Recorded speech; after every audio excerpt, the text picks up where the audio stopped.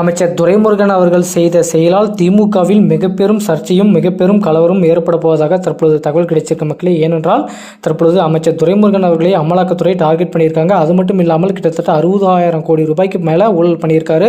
அதனைத் தொடர்ந்து இந்த பணம் முதல்வர் ஸ்டாலின் அவர்களுக்கு கொடுக்கவில்லை எனவும், அதனைத் தொடர்ந்து முதல்வர் ஸ்டாலின் அவர்களுக்கும் துரைமுருகன் அவர்களுக்கும் கடும் வாக்குவாதம் ஏற்பட்டுள்ளதாகவும், அதனைத் தொடர்ந்து திமுகவில் இது பல்வேறு பிரச்சனைகள் பல காலமாக நடைபெற்று வருவதாகவும் தகவல் கிடைச்சிருக்கு. அது என்ன எப்படி என்றது முழுமையாக நம்ம இந்த வீடியோ பதிவில் பார்க்கலாம். நீர்வளத்துறை அமைச்சராக இருக்கக்கூடிய துரைமுருகன் அவர்கள் கிட்டத்தட்ட திமுகவில் மூத்த அமைச்சராகவும் ரொம்பவே பழமையான ஒரு மனிதனாக திமுகவில் ரொம்ப நீண்ட காலமாக இருந்துட்டு வந்துட்டு இருக்காரு. அதனைத் தொடர்ந்து துரைமுருகன் அவர்கள் கிட்டத்தட்ட திமுக இருந்த 4-5 முறை ஆட்சியில் பல கோடி ரூபாய் ஊழல் பண்ணியிருப்பதாகவும், அதனைத் தொடர்ந்து அவருடைய சொத்து மதிப்பு யாருமே கண்டுபிடிக்காத அளவுக்கு அவ்வளவு கோடிகள் பணங்கள் கூச்சி வச்சிருப்பதாகவும் தகவல் கிடைச்சிருக்கு. அதனைத் தொடர்ந்து அமலாக்கத்துறையும் தற்பொழுது இப்போ மணல் குவாரி விஷயத்தில் அமைச்சர் துரைமுருகன் அவர்கள் அவரிடம் வசமாக சிக்கியிருக்காங்க.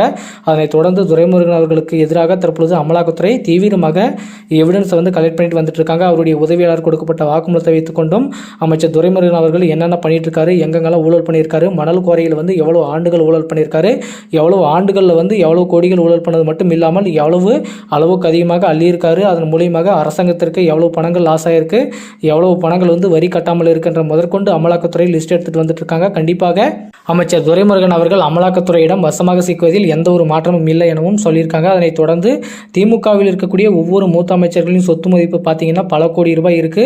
அதனைத் தொடர்ந்து அமலாக்கத்துறை மூத்த அமைச்சர்களை தான் டார்கெட் பண்ணிட்டு வராங்க அப்படின்ற மாதிரி சொல்றாங்க. அதனைத் தொடர்ந்து இப்போ இருக்கக்கூடிய நிலைமையில் பார்த்தீங்கன்னா பொன்முடி அவர்கள் அமலாக்கத்துறையிடம் சிக்கிட்டார். ஏற்கனவே அடுத்த கட்டமாக ஏவா வேலும் சிக்கிட்டார். அவரும் திமுக கிட்டத்தட்ட கலைஞர் காலத்திலிருந்து திமுக இருந்துட்டு வந்துட்டு இருக்காரு. அவருக்கும் சம்பந்தப்பட்ட இடங்களிலும் வருமான வரித்துறை தீவிரமாக சோதனை பண்ணாங்க. செந்தில் பாலாஜி அவர்களும் இப்போ சிறையில் இருக்காரு. அவருடைய வழக்கு எப்போ முடியும், எப்போ போகும், எப்போ வரும் அப்படின்றது தெரியாம நீதிமன்றமா அவருடைய வழக்கு மாறிட்டு வந்துட்டு இருக்கு. அதே மாதிரி தான் அமைச்சர் துரைமுருகன் அவர்களையும் தற்பொழுது அவருடைய உதவியாளர் கொடுக்கப்பட்ட வாக்குமூலத்தை வைத்துக்கொண்டு துரைமுருகன் அவர்களுக்கு சம்பந்தப்பட்ட எல்லா இடங்களிலுமே மறைமுகமாக அமலாக்கத்துறை சோதனை நடத்தப்பட்டு வந்துட்டு இருக்காங்க. கண்டிப்பாக அமைச்சர் துரைமுருகன் அவர்கள் எங்கெங்கெல்லாம் லிங்க் இருக்கு, யார் யார் மூலமாக மலர் குவாரியில் ஊழல் பண்ணியிருக்காரு, எந்தெந்த டிஸ்ட்ரிக்ட்ல எவ்வளவு ஊழல் பண்ணியிருக்கான்ற முதற்கொண்டு தற்பொழுது லிஸ்ட் எடுத்துட்டு இருக்காங்க. கண்டிப்பாக அமைச்சர் துரைமுருகன் அவர்கள் கூடிய விரைவில் அமலாக்கத்துறையின் கையில் சிக்குவதற்கான வாய்ப்புகள் இருக்கு. அது மட்டும் இல்லாமல் இப்போ அமலாக்கத்துறை அடுத்த கட்டமாக அமைச்சர் பொன்முடி அவர்கள் தற்பொழுது சொத்து குவிப்பு வழக்கிலிருந்து வெளியே வந்திருக்காரு. அதனைத் தொடர்ந்து அமலாக்கத்துறை அவர் மீது வழக்கு போடுவதாகவும் தகவல் கிடைச்சிருக்கு. கண்டிப்பாக அமலாக்கத்துறை பர்டிகுலர்லி திமுக ஆட்சியில் இருந்தப்போ திமுக இருக்கக்கூடிய அமைச்சர்களை மட்டும்தான் டார்கெட் பண்ணியிருக்காங்க. ஏனென்றால் பிஜேபியிலிருந்து அண்ணாமலை அவர்கள் 2வது ஃபைல் வெளியிட்டிருந்தாங்க. டிஎம்கேல யார் யாரெல்லாம் சொத்து மதிப்பு எவ்வளோ இருக்குது, யார் எவ்வளவு ஆண்டுகளில் எவ்வளவு கோடிகள் ஊழல் பண்ணியிருக்கான்ற முதற்கொண்டு எல்லா லிஸ்ட்டையுமே அண்ணாமலை அவர்கள் வெளியிட்டிருந்தார். அதனைத் தொடர்ந்து தான் அண்ணாமலையின் வெளியிட்ட அந்த ஃபைலை வச்சு கொண்டு தான் இப்போ துரைமுருகன் அவர்களை டார்கெட் பண்ணியிருக்காங்க. அமலாக்கத்துறை பொறுத்து பார்க்கலாம் என்ன நடக்க போகுது மக்களே.